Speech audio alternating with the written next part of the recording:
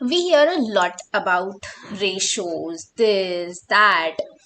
Ratios क्या होते हैं, क्यों होते हैं, ratios चाहिए ही क्यों? Profitability देखो, just see, let's say this is a company A, this is a company B, and just see, and this company has a profit of 400 crores and this company has a profit of 500 crores. So what do you think, which one is better? Very simple, right? Company B is better क्योंकि उसका profit ज़्यादा है.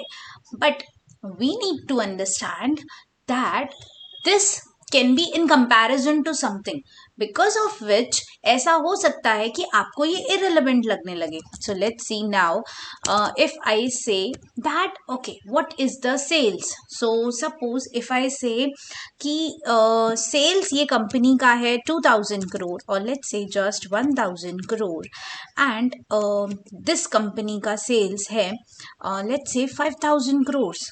अब आप क्या कहेंगे, which company is good, A और B? Now what do you think, which is good? अब आप ऑब्वियसली ये देखेंगे that this company in comparison to its sales, इसने कितने का प्रॉफिट करा है, 40% का, एंड बी ने 10% का प्रॉफिट करा है.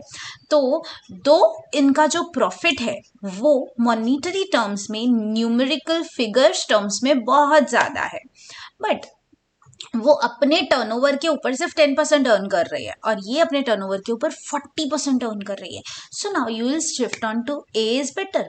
और आप इसको अदर वे राउंड भी ले सकते हैं कि let's say I give you the same example, this is company A, this is company B, और इनका इतना इतना नेट प्रॉफिट है, बट आई एम सेइंग कि ये जो कंपनी है ये लेट्स से 5000 के कैपिटल पे इतना पैसा कमा लेती है, 5000 कैपिटल लगाया हुआ है एंड 400 करोड़ साल का प्रॉफिट है, एंड ये जो 500 करोड़ कंपनी कमा रही है इन्होंने 10,000 करोड़ का कैपिटल लगाया हुआ है.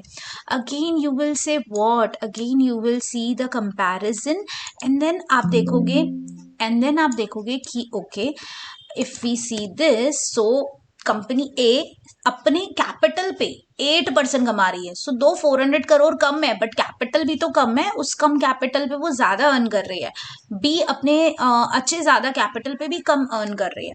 So there are various factors to it. ये तो बहुत छोटा सा एग्जाम्पल था सेल्स का और कैपिटल का, बट हम किसी भी चीज को एब्सोल्यूट टर्म्स में जब देखते हैं ना, तो हमें क्लैरिटी नहीं आती कि क्या हो सकता है, किस तरह से हो सकता है. But when we see the same things relative to something, then we come to know कि हाँ, this is more, this is less. सो just like we had an experiment when we were kids, so we had an experiment that thermometer is a better object कि आप test कर सके which water is hot, which water is cold, because when you compare hot with normal you will से this is hot, but when you compare normal with cold you will से this is normal. So obviously that's going to work, and yeah, this is about ratios. Now we'll come on more on to ratios कि क्या क्या type के ratios हो सकते हैं. So if you come on to finance, then there are multiple ratios, बहुत ratios हैं जिनको हमने 4 कैटेगरीज में डिवाइड करा हुआ है, which is profitability ratios. So different ratios जो आपको बताएंगे कि प्रॉफिटेबिलिटी ज़्यादा है, कम है. प्रॉफिटेबिलिटी भी एक तरह की नहीं होती है, बिकॉज ग्रॉस प्रॉफिट है, नेट प्रॉफिट है, एबिट है, ईबीटी है, पैट है. तो आप किससे कंपेयर कर रहे हैं, सेल से कंपेयर कर रहे हैं, तो हर अलग अलग तरह से हम प्रॉफिटेबिलिटी रेशोज को उठाते हैं. एंड ऑब्वियसली प्रॉफिट कैसा होता है ना, सबको ज्यादा अच्छा लगता है, तो प्रॉफिटेबिलिटी रेशोज हमेशा ऐसे रहेंगे कि हायर दी बेटर, एंड हमेशा परसेंटेज टर्म्स में रहेंगे. Then next you have is liquidity ratios. So liquidity ratios basically are, जैसे कि you might have heard about current ratio, quick ratio, cash ratio.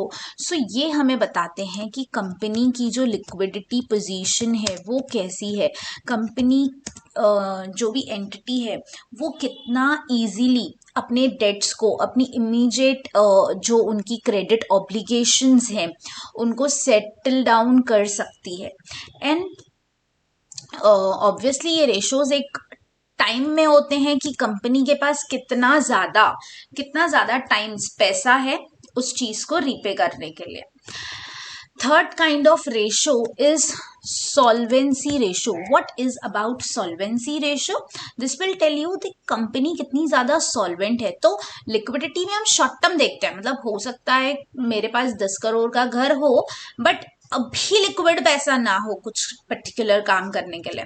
Solvency आपका लॉन्ग टर्म में देखती है कि लॉन्ग टर्म में कंपनी अपना रीपे कर पाएगी कुछ एक्सपेंसेस को या नहीं कर पाएगी।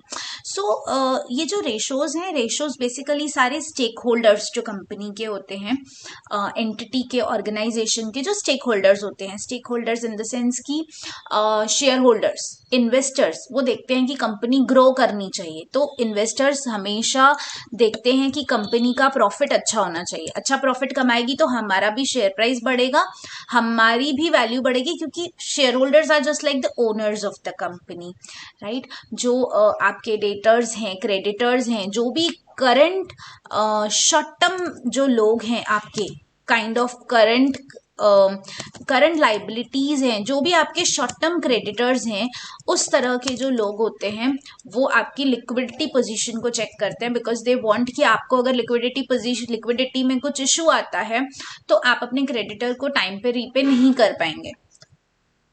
And solvency position, obviously as a investor हमें लिक्विडिटी से भी कंसर्न है, प्रॉफिटेबिलिटी से भी, सॉल्वेंसी से भी, बट बैंक्स को बहुत ज़्यादा कंसर्न होता है, या फिर जो भी ऐसे लोग होते हैं जिन्होंने कंपनी को लॉन्ग टर्म लोन दिया होता है, इवन जो डिबेंचर होल्डर्स होते हैं, बॉन्ड होल्डर्स होते हैं, so company has taken loan from them. तो कंपनी इस तरह के रेशोज इनके लिए निकालती है, and banks ask for it कि हमें DSCR चाहिए, हमें फिक्स्ड पेमेंट रेशो चाहिए, सो दैट बैंक अंडरस्टैंड्स कि ये कंपनी कितना टाइम ज़्यादा अर्न कर रही है, हमें पे करना है जितना, और क्या ये हमें रीपे कर भी पाएगी लॉन्ग टर्म में, 2 साल में, 4 साल में। उसके लिए हम प्रोजेक्शंस बनाते हैं, फिनेंशियल मॉडल्स बनाते हैं, and what not. The last kind of ratio is activity ratio. So ये रेशोज हमें डे टू डे बिजनेस में हम यूज़ करते हैं। ये आपको बताते हैं कंपनी की जो एफिशिएंसी है वो कितनी ज़्यादा है। तो एफिशिएंसी बहुत ज़्यादा मैटर करती है कंपनी की। तो कंपनी कितना ज़्यादा अपने फंड्स को यूटिलाइज कर रही है अच्छे से। ऑब्वियसली इन्वेस्टर्स को और मैनेजमेंट को, जो लोग एग्जीक्यूटिव लेवल पे काम कर रहे हैं, उनके लिए this is very very useful. तो काइंड ऑफ की debtors turnover ratio, creditors turnover ratio, receivable days, inventory days, इस तरह के रेशोज हम एक्टिविटी रेशो में देखते हैं। सो ये आपको बेसिकली ये दिखाता है that company as a company कितना ज़्यादा कंपनी अपने कैपिटल को अच्छे से यूटिलाइज कर पा रही है, कितना ज़्यादा अपने फिक्स्ड एसेट्स को अच्छे से यूटिलाइज कर पा रही है, उसी पर्टिकुलर अमाउंट में से कितना ज़्यादा प्रॉफिट गेन कर पा रही है।